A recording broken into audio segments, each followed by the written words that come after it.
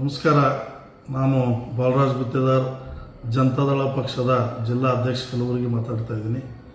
ಬಂಧುಗಳೇ, ತಾವು ನೋಡ್ತಾ ಇದ್ದೀರಿ, ಇತ್ತೀಚೆಗೆ ನಾವೆಲ್ಲ ಡಿಸ್ಕಷನಲ್ಲಿ ಮೂಮೆಂಟಲ್ಲಿದ್ದೀವಿ. ಹಾಲ ದರ ಈಗಾಗಲೇ ಹೆಚ್ಚಳ 3 ಸಲ ಮಾಡಲಾಯಿತು ಕರ್ನಾಟಕ ರಾಜ್ಯದಲ್ಲಿ.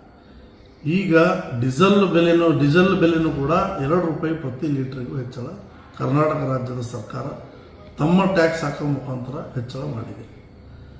ಇದು ಏನು ಸಂಕೇತ ಅಂತಂದರೆ, ಬಡ ಜನರ ಜೊತೆ ಇದೊಂದು ಚೆಲ್ಲಾಟ ಆಡುವಂಥ ಸರ್ಕಾರ. ಯಾವುದೇ ರೀತಿಯಿಂದ ಕೂಡ ಬಡವರ ಪರವಾಗಿ ಇದ್ದೀವಿ ಅಂತ ಹೇಳ್ತಾರೆ.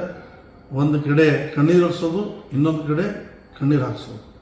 ಈ ಕೆಲಸ ಕರ್ನಾಟಕ ರಾಜ್ಯದ ಸರ್ಕಾರ, ಕಾಂಗ್ರೆಸ್ ಸರ್ಕಾರ ಇವತ್ತು ಮಾಡ್ತಾ ಇದೆ. ಇದು ಖಂಡಿತವಾಗಿ ಜನತಾದಳ ಪಕ್ಷದ ವತಿಯಿಂದ ಖಂಡನೆಯನ್ನು ಮಾಡ್ತೀವಿ. ದಿನನಿತ್ಯವಾಗಿ ಸಣ್ಣ ಮಕ್ಕಳಿಗೆ, ಇವತ್ತು ವಯಸ್ಸಾದವರಿಗೆ, ಹೆಣ್ಮಕ್ಳಿಗೆ ಎಲ್ಲರೂ ಕೂಡ ಹಾಲು ಕುಡಿಬೇಕಂದ್ರೆ ಅದನ್ನು ಕೂಡ ಆಗ್ತಾಯಿಲ್ಲ. ಯಾಕಂದರೆ 9 ರೂಪಾಯಿ ಪ್ರತಿ ಲೀಟ್ರಿಂದ ಈ ಸರ್ಕಾರದಲ್ಲಿ ಹೆಚ್ಚಳ ಮಾಡಲಾಗಿದೆ. ಇದರ ಪರಿಣಾಮ ಸಂಪೂರ್ಣವಾಗಿ ಮಧ್ಯಮ ವರ್ಗದವರಿಗೆ, ಕೆಳವರ್ಗದವರಿಗೆ ಇವರು ನಿಶಾನ ಮಾಡ್ತಾ ಇದ್ದಾರೆ. ಇದರ ಬಗ್ಗೆ ಕರ್ನಾಟಕ ರಾಜ್ಯದಂಥ ಹೋರಾಟ ಜನತಾದಳ ಪಕ್ಷ ಮಾಡಲಿದೆ ಬರುವ ದಿನಗಳಲ್ಲಿ. ಇನ್ನೂ ಸ್ಟ್ಯಾಂಪ್ ಡ್ಯೂಟಿನೂ ಕೂಡ ತಾವು ನೋಡಿದ್ರಿ, ಯಾರೋ ಒಬ್ಬ ಮಧ್ಯಮ ವರ್ಗದವರು ಒಂದು ಪ್ಲಾಟ್ ರಿಜಿಸ್ಟ್ರೇಷನ್ ಮಾಡಬೇಕಾದ್ರೆ ಅವ್ರಿಗೆ ಕಷ್ಟ ಆಗುವಂಥ ಸಂಗತಿಯಾಗಿದೆ. ಇದು ಕರ್ನಾಟಕ ರಾಜ್ಯದ ಕೊಡುಗೆ.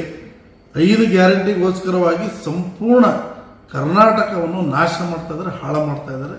ಇವತ್ತು ಜನರಿಗೆ ಸಾಲದ ಹಾದಿಯಲ್ಲಿ, ಅದೇ ರೀತಿಯಾಗಿ ನಮ್ಮ ಕರ್ನಾಟಕ ಎಂದೂ ಕೂಡ ಈ ಪರಿಸ್ಥಿತಿಗೆ ಹಿಂದಿನ ಇತಿಹಾಸದಲ್ಲಿ ಯಾವ ಸರ್ಕಾರ ಇದ್ರೂ ಕೂಡ ಆಗಿರಲಿಲ್ಲ. ಇದು ಅನಿವಾರ್ಯ. ಖಂಡಿತವಾಗಿ ನನ್ನ ಒಂದು ವಿಡಿಯೋ ಯಾರ್ಯಾರು ಮಾಧ್ಯಮದ ಮುಖಾಂತರ ನೋಡ್ತಾ ಇದ್ದೀರಿ ಅಥವಾ ಸೋಷಿಯಲ್ ಮೀಡಿಯಾದಲ್ಲಿ ನೋಡ್ತಾ ಇದ್ದೀರಿ, ಈ ಸರ್ಕಾರಕ್ಕೆ ಕೈ ಮುಗಿದು ಇವರಿಗೆ ಮಾಡಿದಂಥ ಕೆಲಸಕ್ಕೆ ಮುಂದಿನ ದಿನಮಾನದಲ್ಲಿ ತಕ್ಕ ಪಾಠ ನೀವೆಲ್ಲರೂ ಸರಿ ಕಲಿಸೋಣ ಅಂತೇಳಿ ನಾನು ತಮ್ಮ ಮಾಧ್ಯಮ ಮೂಲಕ ಮತ್ತು ಸೋಷಿಯಲ್ ಮೀಡಿಯಾ ಮೂಲಕ ನನ್ನ ಜನತಾದಳ ಪಕ್ಷದ ವತಿಯಿಂದ ಕೂಡ ವ್ಯಕ್ತಪಡಿಸಿ ನನ್ನ ಮಾತಿಗೆ ವಿರಾಮ ಕೊಡ್ತಾ ಇದ್ದೀನಿ. ನಮಸ್ಕಾರ.